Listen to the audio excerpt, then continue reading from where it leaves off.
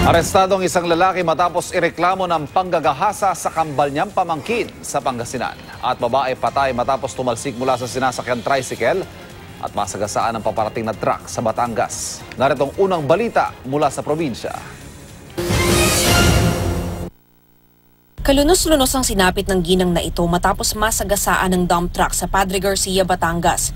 Papunta raw sa bayan ang biktima na si Apolinaria Magtaas nang bumangga sa barrier ang sinasakyan niyang tricycle. Sa lakas ng impact ay tumilapon ang biktima sa kalsada kung saan tiyempo namang paparating ang truck. Dead on the spot ang biktima. Hawak ngayon ng mga pulis ang driver ng truck. Sa Lipa City naman, sumalakay ang mga miyembro ng termite gang sa isang pawn shop.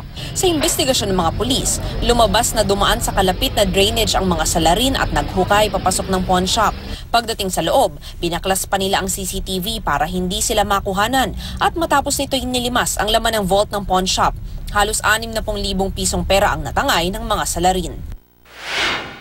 Sa kulungan ng bagsak ng lalaking ito matapos ireklamo ng panggagahasa sa kambal niyang pamangkin sa San Fabian, Pangasinan. Kwento ng lolo ng biktima na iwan sa kanilang bahay ang 2 bata at kanilang tiyuhin. Nang sila'y umuwi, doon na nagsumbong ang mga bata. Paliwanag naman ng sospek, hindi niya ginahasa ang 2 bata pero aminado siyang hinawakan niya sa maselang bahagi ang mga biktima. Kasalukuyang nakakulong ang sospek habang isa sa ilalim sa counseling ang mga biktima.